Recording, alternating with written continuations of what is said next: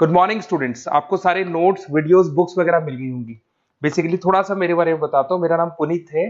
MBA का classes लेता हूँ। 2006 से पढ़ा रहा हूँ। 20 इयर्स का मेरे को एक्सपीरियंस है। Viju, Poornima, JECRC, Arya, ILM, IRM, IPS business school सब में मैं जा रहा हूँ और एज अ गेस्ट फैकल्टी पढ़ा रहा हूँ। और इवनिंग में मेरा क्लासेस चलता है, ऑनलाइन ऑफलाइन रिकॉर्डेड, तीनों मोड पे क्लासेस चलता है। उसके अलावा एक टॉप कॉलेज है एमबीए का, आईएम अहमदाबाद, वहां मैं बच्चों को हर साल लेके जाता हूँ। मुंबई में एआई यूनिवर्सल, यहाँ पे गेस्ट पढ़ा रहा हूँ मैं। जेईसीआरसी में पढ़ा रहा हूँ, आर्या कॉलेज में पढ़ा रहा हूँ। इन कॉलेजेस में मैं पढ़ा रहा हूँ। देखिए, राइटर भी हूँ। 2008 से मैंने बुक्स वगैरह लिखना स्टार्ट कर दिया था। यूट्यूब पे सारे वीडियोस मिल जाएंगे, रिकॉर्डेड लाइव लेक्चर सब कुछ मिल जाएंगे। बस एक छोटा सा इंपॉर्टेंट डिस्कशन आप लोगों से करना था। एमबीए आप कहीं से भी करें, थोड़ा सा मेरे से आप डिस्कस करके अगर आप एमबीए ज्वाइन करते हैं तो आप थोड़ा सेफर मोड में रहेंगे। उसका रीजन बताता हूँ क्यों। क्योंकि मेरे को जो एक्सपीरियंस है ना 20 इयर्स का, एमबीए में प्लेसमेंट होगा कि नहीं होगा, कॉलेजेस कैसे पढ़ाते हैं, क्या उनका प्लेसमेंट स्ट्रक्चर है, क्या इंटरनल एक्सटर्नल इन्फॉर्मेशन है, मेन चीज अंदर क्या चल रहा है उनके। क्योंकि मैं तो रेगुलर कॉलेजेस में जा रहा हूँ तो मेरे को पता है कौन से कॉलेज में क्या चल रहा है। तो आप मेरे से थोड़ा सा एडवाइस लेके अगर आप एडमिशन लेते हैं तो थोड़ा सा सेफर जोन में रहेंगे। बाकी आपके डिस्टेंस के ऑनलाइन के एडमिशन, मणिपाल हो गया, एमएटी हो गया, ज्ञान विहार हो गया, तो यहाँ भी आपको अवेलेबल हो जाएंगे। तो आप अगर एडमिशन लेते हैं तो प्लीज मेरे से कंसल्ट करना। हो सकता है कि मैं आपको एक बेस्ट कॉलेज बता पाऊं और एक सेफर जोन में लेके जा पाऊं। क्योंकि एडमिशन लेने के बाद बच्चों को लगता है कि यार गलत जगह चले गए। Okay, best of luck. मेरा नंबर आपके पास है। साथ के साथ अगर आपको कोई और क्वेरी चाहिए तो मेरे को व्हाट्सअप करें या कॉल कर सकते हैं। Okay, best of luck. तो डीप डाइव में आपका स्वागत है। आज हम एक ऐसे विषय पर बात कर रहे हैं जिससे शायद हम में से कोई नहीं बच पाता। ऑफिस हो या घर, फीडबैक कभी देना पड़ता है, कभी लेना पड़ता है, और ज्यादातर मौकों पर ये दोनों ही काम बड़े अजीब लगते हैं। हमारे पास रचनात्मक प्रतिक्रिया की कला और संरचना पर एक बहुत ही अच्छा लेख है, और आज हमारी कोशिश ये समझने की है कि इस बातचीत को तरक्की के एक शक्तिशाली साधन में कैसे बदला जाए। और ये बहुत जरूरी है क्योंकि फीडबैक का मतलब सिर्फ किसी की गलती बताना नहीं है। किसी भी अच्छी टीम या कह सकते हैं किसी भी संगठन में ये लगातार सुधार, सीखने और भरोसे की नींव होता है। इसे अगर सही तरीके से किया जाए तो ये लोगों को प्रेरित कर सकता है, और गलत तरीके से तो ये किसी का आत्मविश्वास भी तोड़ सकता है। बिल्कुल। तो चलिए इस कला को समझने की कोशिश करते हैं। लेख की जो सबसे पहली और मुझे लगता है सबसे जरूरी बात है वो ये है कि फीडबैक देते समय आप इंसान पर नहीं बल्कि उसके काम या व्यवहार पर ध्यान दें। इसी को कंस्ट्रक्टिव यानी रचनात्मक फीडबैक कहा गया है। हाँ, और ये सुनने में बहुत आसान लगता है, लेकिन असल में यहीं पर ज्यादातर लोग गलती कर बैठते हैं। हमारे दिमाग को ना लेबल लगाने की आदत होती है। काम में गलती हुई तो हम कह देते हैं तुम बहुत लापरवाह हो। जी, ये एक लेबल है, एक तरह का पर्सनल अटैक है। सही कहा।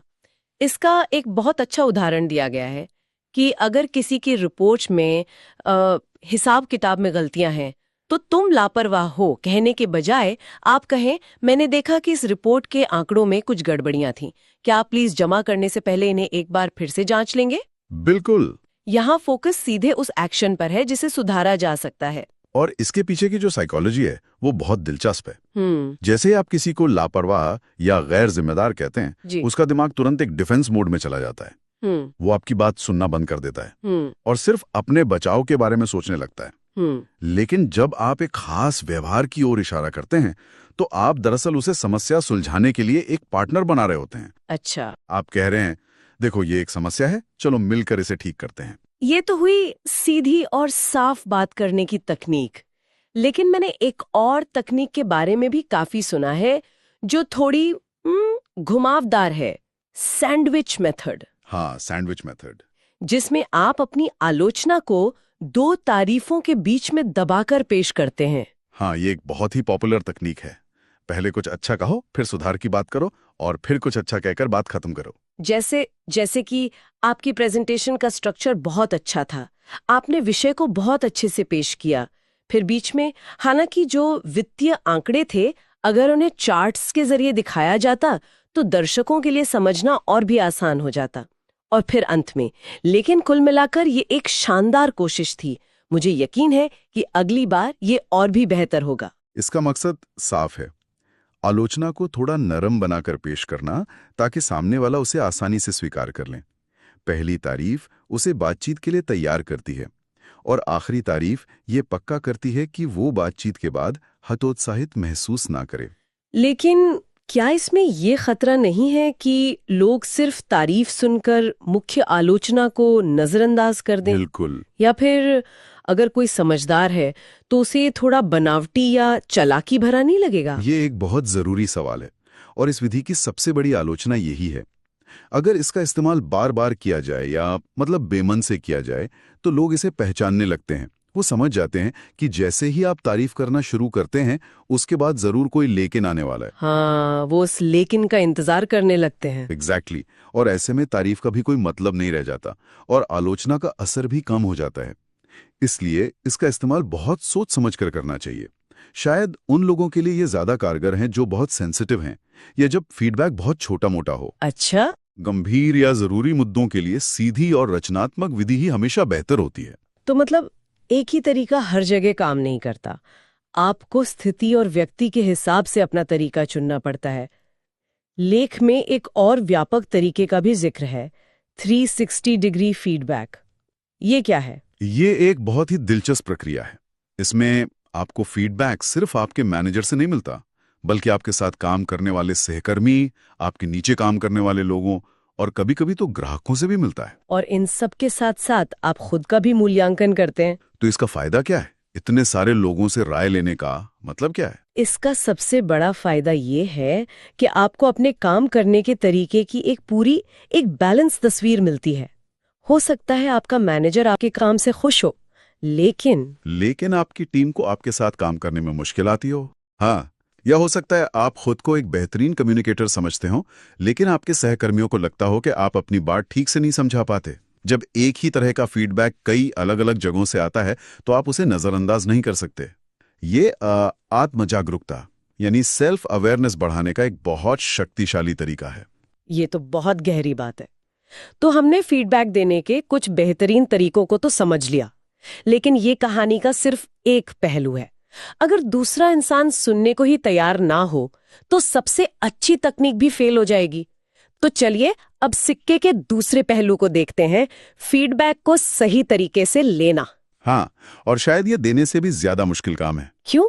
क्योंकि इसमें हमारे अहंकार यानी ईगो की सीधी टक्कर होती है। बिल्कुल। तो इसमें पहला और सबसे जरूरी कदम बताया गया है सक्रिय होकर सुनना, एक्टिव लिसनिंग। मतलब जब कोई आपको फीडबैक दे रहा हो तो उसे बीच में ना टोकें, फोन को साइड में रख दें और सच में ये समझने की कोशिश करें कि वो क्या कह रहा है। सिर्फ जवाब देने के लिए ना सुने, समझने के लिए सुने। और यहीं पर भावनाओं पर काबू रखना सबसे बड़ी चुनौती बन जाता है। जैसे ही हमें कोई आलोचना सुननी पड़ती है, हमारा शरीर और दिमाग वो जो है फाइट और फ्लाइट मोड में आ जाता है। दिल की धड़कन तेज हो जाती है और हम तुरंत अपना बचाव करने के लिए तर्क ढूंढने लगते हैं। हाँ, जैसे नहीं ऐसा नहीं था, या आपने गलत समझा, या उस दिन हालात ही ऐसे थे। ये सब हमारी स्वाभाविक प्रतिक्रियाएं हैं। तो इस स्वाभाविक प्रतिक्रिया से कैसे निपटा जाए? इसका एक ही तरीका है, अभ्यास। हमें खुद को ये याद दिलाना होगा कि ये फीडबैक हम पर कोई हमला नहीं है, बल्कि ये हमारे विकास के लिए एक तोहफा है। भले इसे देने का तरीका सही ना हो, लेकिन इसमें हमारे लिए कोई ना कोई सीखने की बात छिपी हो सकती है। तो बस गहरी सांस लें, शांत रहें और सुनें। ये सुनना तो ठीक है, लेकिन कई बार फीडबैक बहुत अस्पष्ट होता है। जैसे कोई कह दे, आपको और ज्यादा प्रोफेशनल होने की जरूरत है। अब इसका क्या मतलब निकाला जाए? बिल्कुल, ये बहुत कॉमन है। ऐसी स्थिति में चुपचाप बैठने या नाराज होने के बजाय आपको विनम्रता से स्पष्टीकरण मांगना चाहिए। ये दिखाता है कि आप उनकी बात को गंभीरता से ले रहे हैं। आप पूछ सकते हैं, क्या आप कृपया कोई खास उदाहरण देकर बता सकते हैं कि मैं कहां पर ज्यादा प्रोफेशनल हो सकता हूं? क्या मुझे अपनी ईमेल लिखने के तरीके में सुधार करना चाहिए या मीटिंग में समय पर आना चाहिए? लेकिन क्या ऐसा पूछना थोड़ा अजीब नहीं लगेगा? कहीं मैनेजर को ये ना लगे कि हम उनसे बहस कर रहे हैं? ये इस पर निर्भर करता है कि आप पूछते कैसे हैं, आपका लहजा कैसा है।